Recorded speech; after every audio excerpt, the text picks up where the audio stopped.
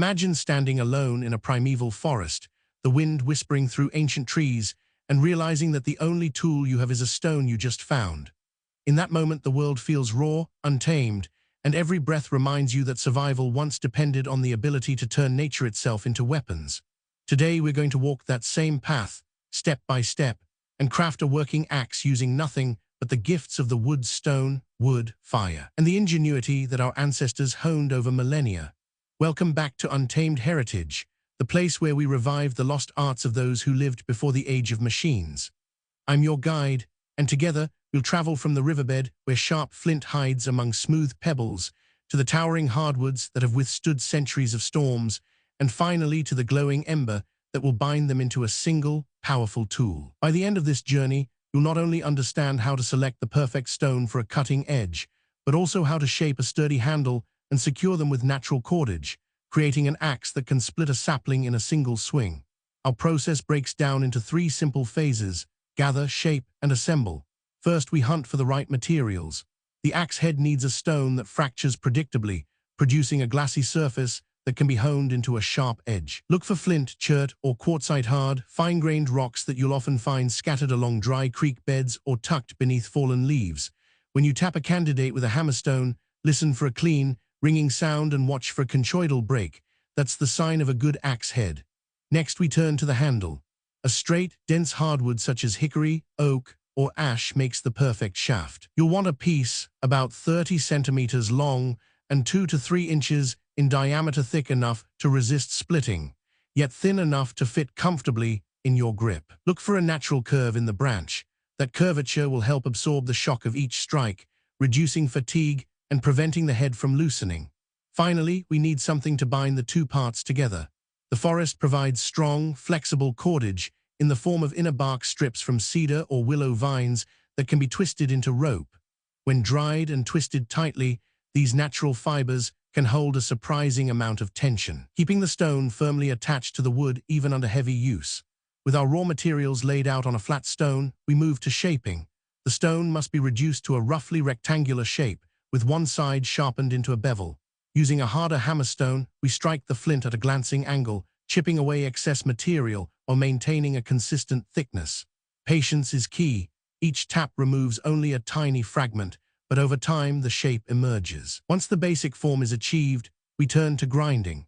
A smooth river stone or a piece of sandstone works as a grinding surface. Rub the edge back and forth, adding water to create a slurry that polishes the edge to a keen, razor-like finish.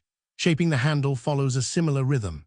First, we strip bark from the chosen branch, then use a sharp stone to carve a shallow groove where the head will sit.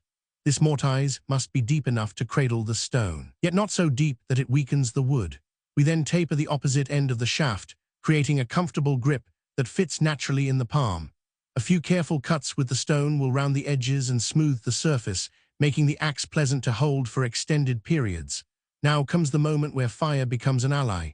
By heating the stone head in a modest ember, we cause the metal-like surface to expand slightly while the wood remains cool. When the stone cools rapidly after being placed into the mortise, it contracts, creating a tighter fit. This ancient technique, known as thermal fitting, adds an extra layer of security without any metal fasteners.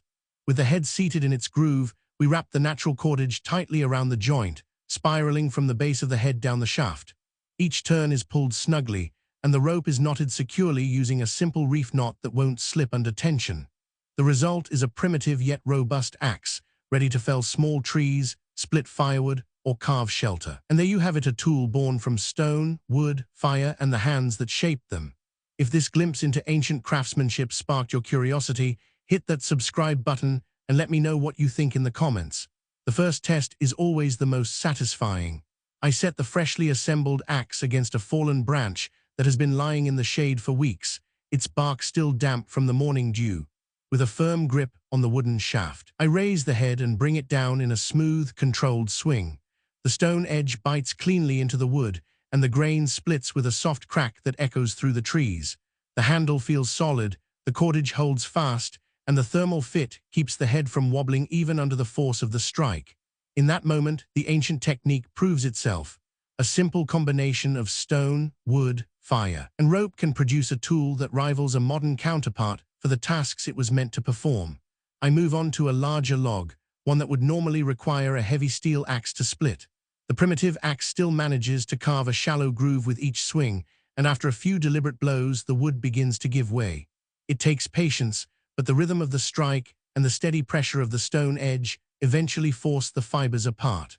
Watching the log split, I am reminded of the countless generations who relied on this same method to fell trees, build shelters, and craft the very tools that allowed them to survive. The process may be slower, but the connection to the material, the respect for the natural limits of each component, and the satisfaction of creating something functional from raw forest gifts are rewards that no factory-made tool can replicate.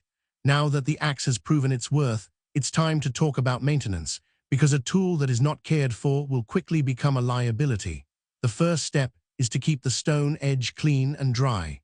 After each use, I wipe away any sap or debris with a piece of soft bark, then let the head air dry in the sun. If the edge begins to dull, a quick resharpening on a river stone restores its bite. The grinding stone, once used, becomes a valuable companion for future projects, so I store it in a dry hollow near the base of the fire pit. The wooden handle also needs attention. Over time, exposure to moisture can cause the wood to swell or crack.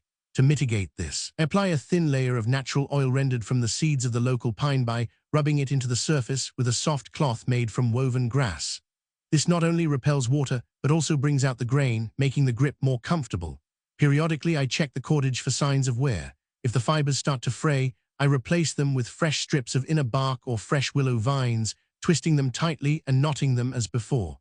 The simple reef knot, while easy to tie, holds surprisingly well under the stress of chopping, especially when each turn is pulled snugly and the knot is dressed to sit flat against the wood. Beyond the practical aspects, there is a deeper lesson in this exercise. When we strip away the convenience of modern materials, we are forced to observe the forest with a new level of intimacy. The choice of stone is not random. It requires an eye for the way light reflects off a flake, an understanding of how a conchoidal fracture will behave under pressure. The selection of wood demands knowledge of tree species, growth patterns, and the subtle differences between sapwood and heartwood. Even the act of making cordage teaches us to respect the flexibility and tensile strength of plant fibers, something that is often taken for granted in synthetic ropes. Imagine a world where every traveler, every hunter, every family had to rely on these skills. The forest would become a workshop, each tree a potential source of material, each riverbed a source of sharpening stone. The knowledge would be passed down through stories, through hands-on teaching, and through the very act of making tools that keep the community alive. In that sense, building an axe from scratch is not just a bushcraft challenge. It is a meditation on self-sufficiency, on the relationship between humanity and the environment, and on the ingenuity that has carried us through millennia. If you've followed along this far, you already have a glimpse of what it takes to reconnect with those ancient practices. I encourage you to try this yourself, to step out into a nearby wood and see what stones and branches you can find. Start small, perhaps by shaping a simple cutting edge, and work your way up to a full axe. Document your process, share your successes and setbacks, and let the community learn from each other's experiences. The more we practice, the more we preserve this knowledge for future generations. Before we close, I want to hear from you. What part of the axe-making process intrigued you the most? Did you ever try to craft a tool using only natural materials? And if so, what challenges did you face? Drop your thoughts in the comments below, and let's start a conversation about the timeless art of primitive toolmaking.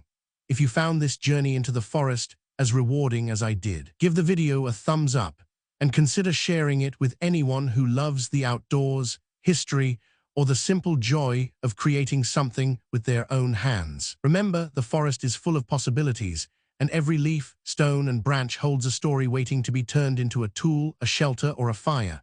By learning to read those stories, we become not just survivors, but stewards of the land.